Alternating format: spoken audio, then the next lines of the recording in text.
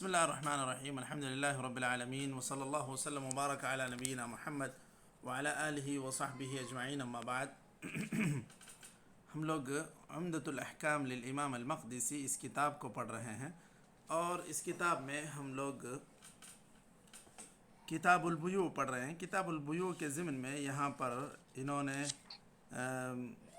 اس کے بعد کتاب الرہن، باب الرہن کا ذکر کیا، اور خاص طور پہ اس کے لیے الگ سے انہوں نے عنوان نہیں باندھا امام مقدسی نے، یہ سب انہوں نے کتاب البیوع ہی کے اندر ذکر کر دیا ہے، لیکن بعض شارحین نے اس کو اس حدیث کی مناسبت سے الگ الگ باب شرح میں ذکر کیا ہے، تو اگر اس طرح کا عنوان سن بھی لیں تو بھی ذہن میں رکھنے میں آسانی ہوگی۔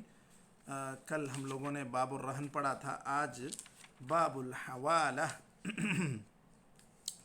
یہ باب انہوں نے لگایا ہوا ہے یہاں پر شارح نے۔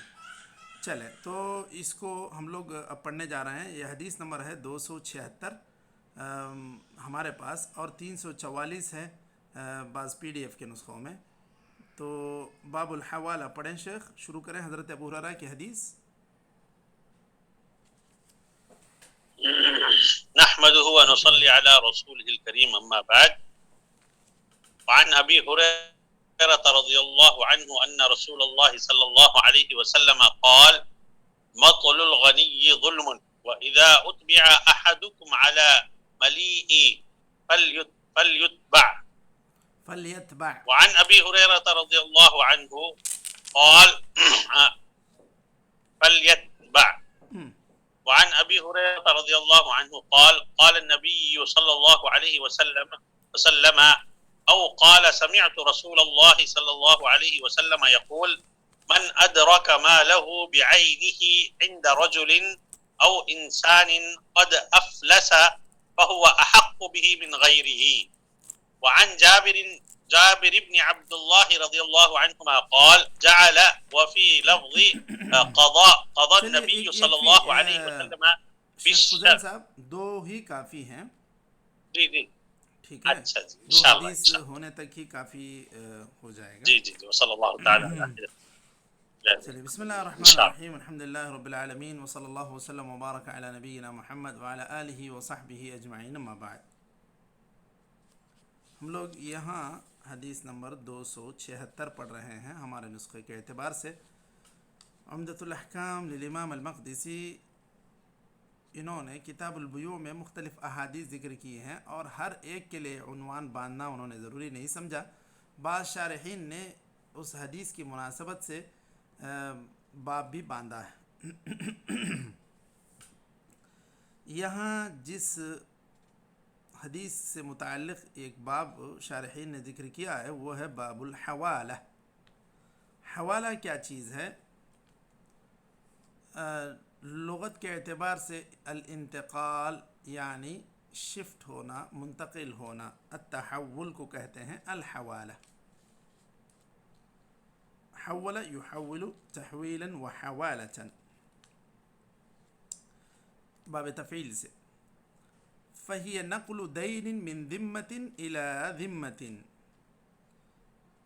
قرض کو دوسرے کی طرف تحویل کر دینا، یہ حوالہ کہلاتا ہے۔ اس کی صورت یہ ہے کہ جیسے میں قرض لیا ہوں زید سے، اور زید کو مجھے واپس پیسے پہنچانے ہیں 1000 ریال، 1000 روپیے، لیکن وہ زید سے میری ملاقات مشکل ہے، آنا جانا ایک علاقہ بہت دور ہے۔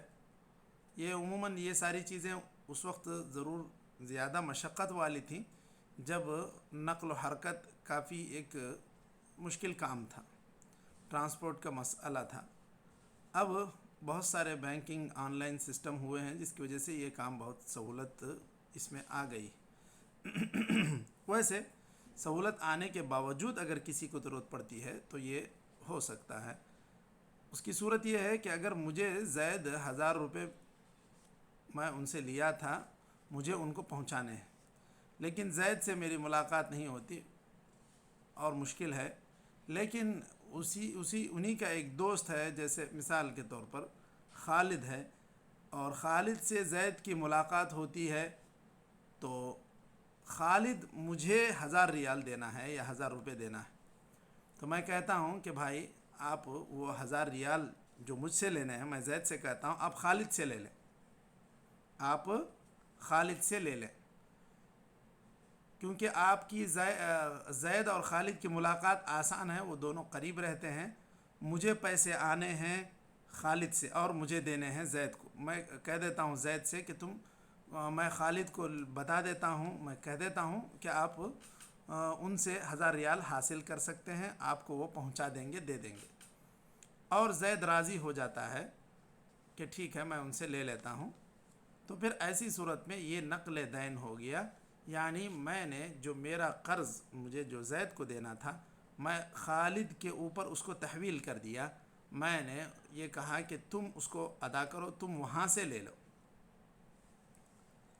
اگر وہ راضی ہو جاتا ہے تو بلکہ ہونا یہ چاہیے کہ انسان کو راضی ہو جانا چاہیے، جب اگر وہ انسان بہتر انسان ہے، جو معروف ہے اپنے معاملات کی وجہ سے، اپنے معاملات کی امانت داری صفائی کی وجہ سے جو معروف ہے، جس کو آپ جانتے بھی ہیں وہ معروف ہے، تو ایسی صورت میں اس انسان کو مان لینا چاہیے، نہیں میں آپ ہی سے لوں گا، اگر یہ کہتا بھی ہے تو یہ اس کا حق ہے، اگر وہ ایسے کسی انسان کی طرف اسے تحویل کر رہا ہے جو مماطل ہے، یعنی جو ٹال مٹول کرنے والا، آج نہیں کل، کل نہیں پرسوں، پرسوں نہیں ایک ہفتے کے بعد، ہفتے کے بعد نہیں مہینے کے بعد،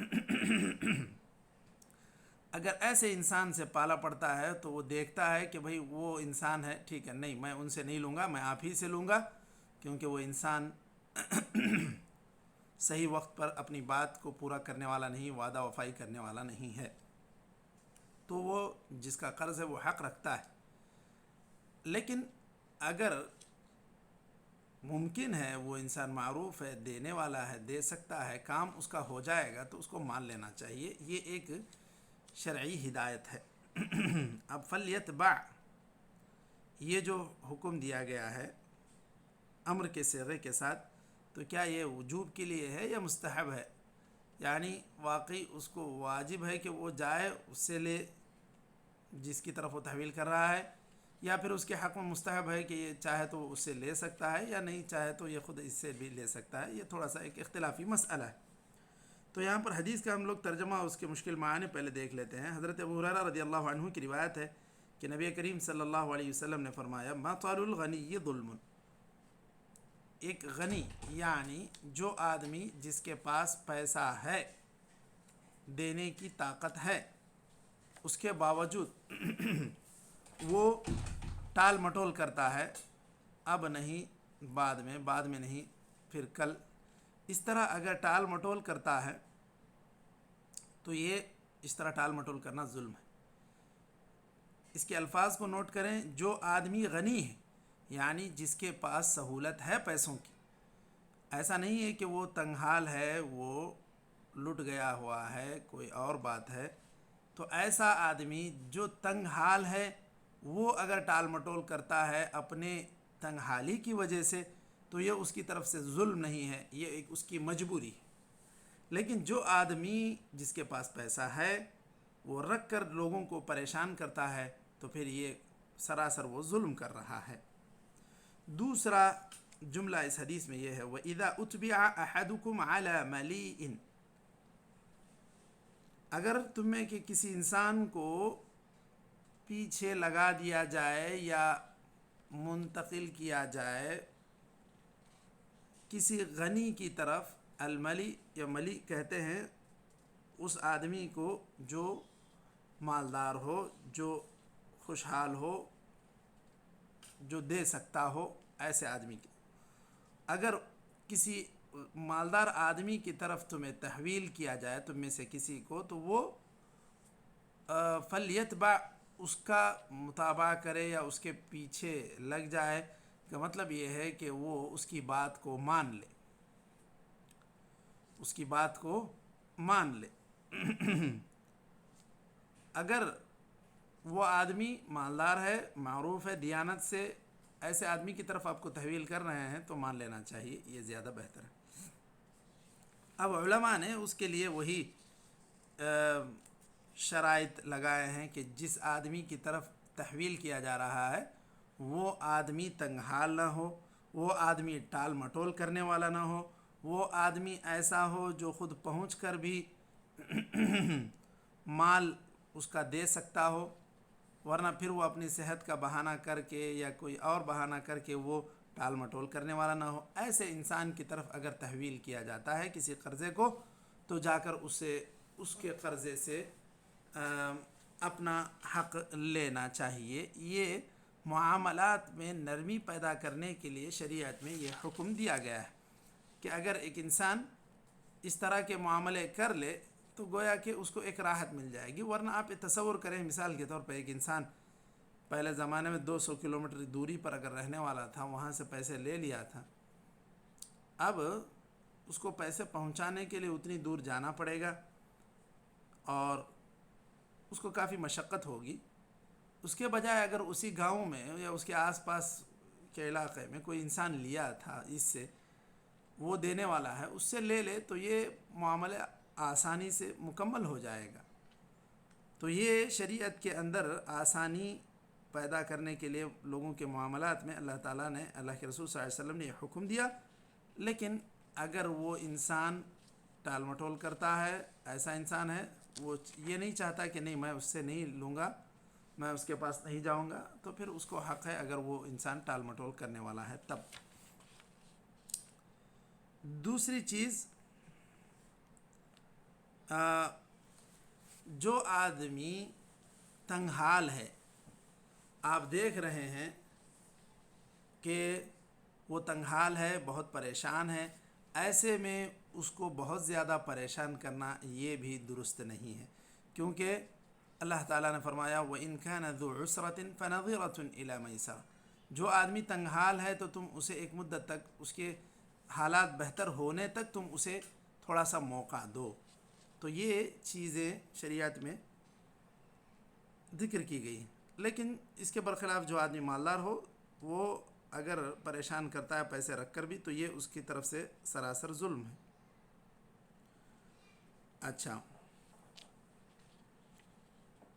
اس میں جو علماء نے اختلاف کیا ہے کہ برابر جو آدمی قرض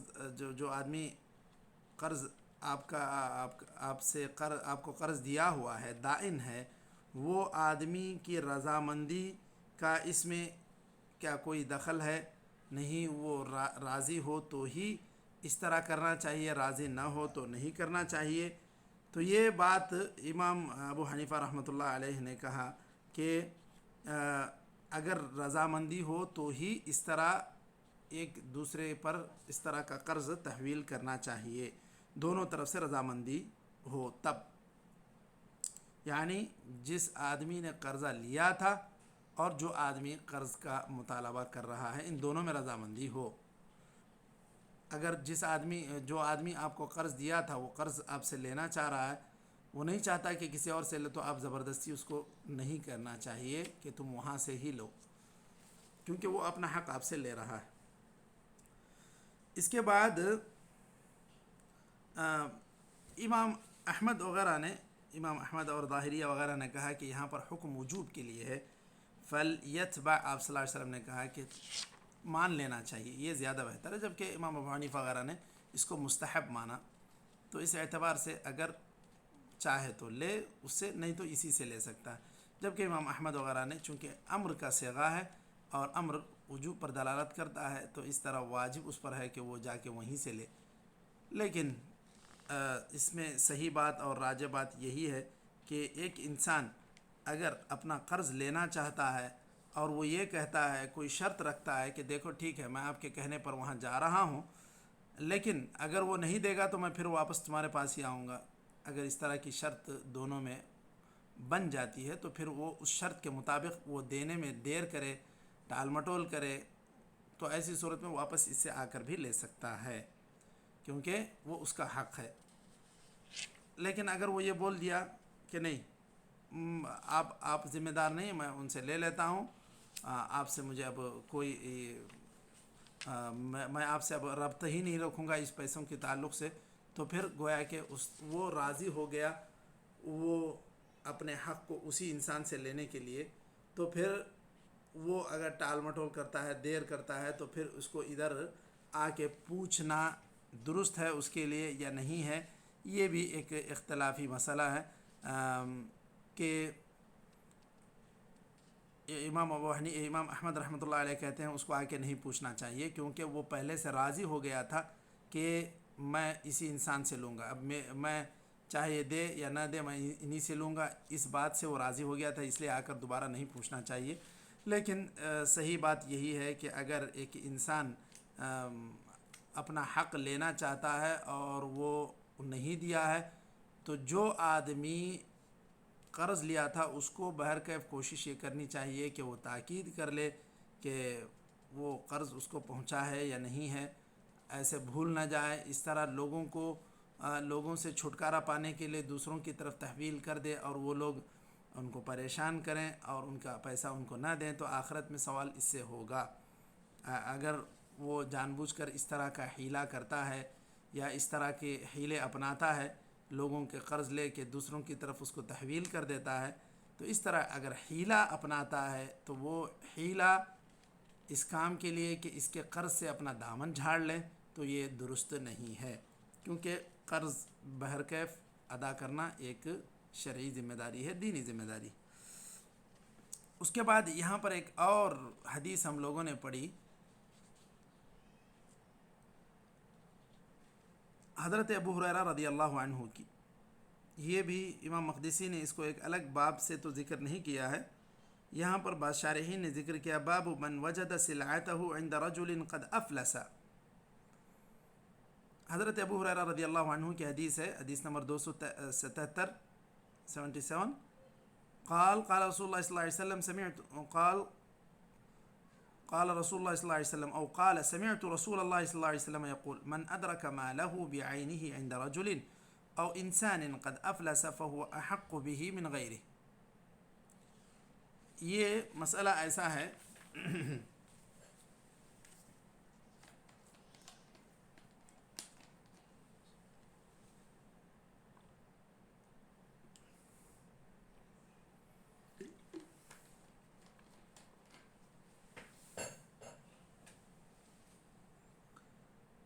ایک آدمی اگر کسی کو کوئی ایک چیز بیچ دیا، مثال کے طور پہ میں اپنی گاڑی بیچ دیتا ہوں کسی کو ادھار میں ایک گاڑی بیچ دیتا ہوں ادھار میں، زید کو کہتا ہوں کہ آپ 3 مہینے بعد مجھے پیسے دے دیں. اس کے 3 مہینے بعد تک بھی وہ پیسے نہیں دیتا ہے، میں جا کے دیکھتا ہوں کہ یہ پیسے بھی نہیں دے رہا ہے، میری گاڑی بھی ایسی ہی کھڑی ہے، تو میں اپنی گاڑی واپس اس کے پاس سے لا سکتا ہوں.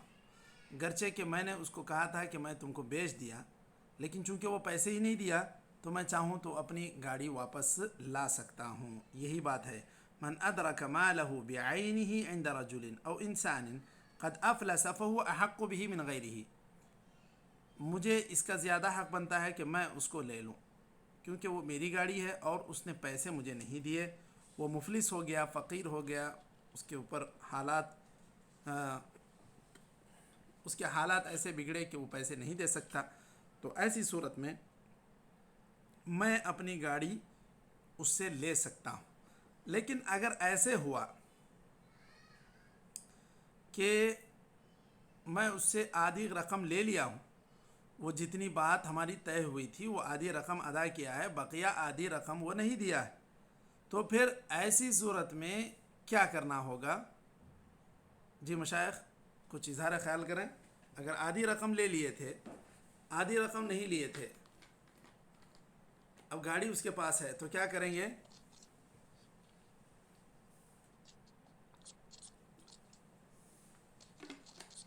آدھی رقم واپس کر کے گاڑی لے لیں. آدھی رقم واپس کر کے گاڑی لے لینا چاہیے. ٹھیک ہے، اگر وہ مانے گا تو ٹھیک ہے، نہیں مانے گا تو کیسے؟ تو یہ بیع ہی کینسل کرنا ہے. یہاں یہ بات کہی جا رہی ہے کہ اگر ایسا ہوا کہ وہ انسان قرض دار یا جو گاڑی لیا تھا وہ گزر گیا، مر گیا، یا اس کے اوپر تنگحالی آ گئی اور بہت سارے مطالبہ کرنے والے آ گئے. کسی کے پاس گاڑی ادھار لیا تھا، کسی کے پاس راشن ادھار لیا تھا، کسی کے پاس کسی کو گھر کا کرایہ دینا ہے، کسی کو اور کچھ مسئلہ ہے. تو اس طرح اس کے کافی مطالبہ کرنے والے ہو گئے. تو اب یہ ساری چیزیں جو وہ آدمی یا تو گزر گیا، دنیا ہی سے چلا گیا، تو اب یہ قرض باقی رہا ورثہ کے ذمے یا اس کے مال میں. اس کا جو بھی باقی کچھ ہے وہ سب کو بیچ کر سب کے قرضے برابر برابر چکائیں گے. وہ آ کے اپنی گاڑی لے کے نہیں جا سکتا. جب بہت سارے قرض خواہ ہیں، یہاں پر بہت سارے قرض کا مطالبہ کرنے والے انسان ہیں، تو ایسی صورت میں وہ اپنی گاڑی اٹھا کے نہیں لے جا سکتا، جس کی آدھی قیمت یا کچھ قیمت اس کو آ گئی ہے. لیکن اگر اس کی کوئی قیمت اس کو نہیں ملی تھی تو پھر اس صورت میں وہ اپنی پوری گاڑی اٹھا کے لے جا سکتا ہے. یہاں پر اس کے لیے ایک اصطلاحی لفظ استعمال ہوا ہے کہ اگر ایک انسان نہ یعنی کہ تھوڑا آدھی رقم لے لیا ہے، پوری رقم نہیں لیا ہے، تو اس کو کیا کہیں گے؟ اسوۃ بالغرماء. وہ دیگر قرض داروں کی طرح ہے، انہی کی طرح وہ بھی رہے گا. مثل الدائنین الآخرین، دیگر جو لوگ قرضہ دینے والے ہیں انہی کی طرح ہوگا. تو اس صورت میں کیا کریں گے؟ جیسے ابھی میں نے ذکر کیا کہ اس کے پاس جتنی چیزیں تھیں، وہ میت اگر گزر گئی، اگر وہ انسان گزر گیا دنیا سے، تو اس کی ساری چیزوں کو بیچ کر اس کی جتنی رقم آئے گی سب قرضدار برابر برابر 1% کے حساب سے بانٹ لیں گے. یا اگر پوروں کا قرض چک جاتا ہے تو پورے قرض ہی چکا لیں گے، اگر نہیں تو پھر بھی اس کو برابر برابر تقسیم کریں گے. ایسا نہیں کہ جس کی گاڑی تھی وہ پوری گاڑی لے جائے، پھر وہ اپنا آدھا حق بھی زیادہ لے جائے گا. تو یہ اسوۃ بالغرماء کہہ کر یہاں پر ایک لفظ خاص طور پر اصطلاح میں استعمال ہوتا ہے، فقہی اصطلاح میں، کہ وہ قرض داروں کی طرح ہے اگر وہ کچھ رقم لیا تھا. تو یہاں پر بعض فقہی مسالک خاص طور پر احناف کے یہاں یہ بات ہے کہ وہ اگر کچھ پیسے بھی نہیں دیا تھا تو اس کو جا کے گاڑی اپنی لینے کا حق نہیں ہے، کیونکہ اس نے بیع کی تھی اور وہ اس کی ملکیت میں وہ چیز چلی گئی تھی، اس کی ملکیت سے وہ واپس نہیں آ سکتی. کیونکہ یہ حدیث جو ہے حدیث آحاد میں سے ہے یا اخبار آحاد میں سے ہے. اخبار آحاد سے ایسا حکم ثابت نہیں ہوتا، وہ ایسا کہتے ہیں، جبکہ یہ صحیح بات نہیں ہے. حدیث خبر واحد بھی ہو تو اس سے حکم یہ بالکل ثابت ہوگا اور یہ بالکل واجب العمل حدیث ہے. اس کے اوپر تعویل کرنا، یہ کہنا کہ یہ خبر احاد ہے، اس کی بنیاد پر یہ فیصلہ نہیں ہو سکتا کہ وہ اپنی چیز واپس لے جائے، یہ بالکل مرجوح قول ہے. اور اسی طرح دیگر بہت سارے احادیث معروف ہیں جو خبر احاد ہیں، اس کے باوجود وہ قابل عمل ہیں، قابل احتجاج ہیں. یہ صرف کہہ کر کہ خبر احاد ہے، یہ اس کو چھوڑ دینا، یہ حدیث کو ترک کرنا ہے، یہ حدیث کے ساتھ یہ ناانصافی. تو اس میں جو جمہور کا جو مسلک ہے کہ جس طرح حدیث میں کہا گیا کہ اس کی چیز صحیح سالم تھی تو اس صورت میں وہ واپس لے سکتا ہے. یہاں پر ایک چیز تفصیل کے طور پہ یہاں پر یہ بھی بیان کر دیں کہ اگر اس کی چیز کسی اور چیز کی طرف تحویل ہو گئی، مثلا یہ اس کو دیا تھا اون، وہ اس کی شکل بن گئی فی الحال جب وہ جا کے دیکھا کہ کپڑے بن چکے ہیں، یا پھر اس نے لکڑی دی تھی وہ اس کا ڈور بنا لیا ہے، کوئی دروازہ بنا لیا. بہرکیف جو چیز وہ دیا تھا وہ اس کی حالت بدل چکی ہے. یا مان لیں ہم لوگ یہ ساری چیزوں کی مثالیں اس کے مقابلے میں ہمارے لیے گاڑی ہی زیادہ بدیہی مثال ہے. گاڑی اگر اسپیئر پارٹس کی شکل اختیار کر گئی تھی تو بھی آپ پورے اسپیئر پارٹس نہیں لا سکتے، کیونکہ اب یعنی کہ ہر چیز اس نے الگ کر دی تھی. اب وہ اس کو اسکراپ میں بیچنا چاہ رہا تھا یا کوئی اور مسئلہ تھا، اس نے اس کا ٹاپ الگ کر دیا، ٹائر الگ کر دیا، انجن الگ کر دیا، اس کے لائٹس الگ کر دیے، اس کا کمپریشر اے سی کا، یہ ساری چیزیں وہ ہر چیز ایک ایک پارٹ کر کے الگ کر دیا ہو. اب ایسی صورت میں یہ اپنے مال کو بعینہ ہی نہیں پایا. حدیث میں جو بات کہی گئی اس کو غور کریں، من ادرک مالہ بعینہ عند رجل، اگر بعینہ ہی ایسے ہی پاتا ہے جیسے وہ لے کے گیا تھا تو اس صورت میں ہی وہ اس کا حقدار ہے. اگر وہ بعینہ ہی اس حالت میں نہیں ہے، وہ پوری طرح پرزے کر کے الگ کر دیا ہے، یا لکڑی کا وہ دروازہ بنا لیا، یا کوئی اور چیز لے کے گیا تھا اس کے کچھ اور بنا لیا، اون لے کے گیا تھا اس کے صوفے بنا لیا ہے، تو ایسی صورت میں وہ بعینہ ہی اپنی چیز کو نہیں پایا، تو وہ اس صورت میں اپنی چیز وہ وہاں سے واپس نہیں لا سکتا. اگر بعینہ ہی پائے گا تو ہی لا سکتا ہے. یہ اس حدیث کے اندر جو الفاظ کہے گئے ہیں اس کو دیکھنا اور اس کی طرف غور کرنا ضروری ہے، اس پر غور کرنا ضروری ہے. چلیے تو یہاں تک آج جو ہم لوگوں نے 2 حدیثیں پڑھی، یہاں تک ہم لوگ آج رک جاتے ہیں. حدیث نمبر 276 اور 277 ہم لوگوں نے پڑھی.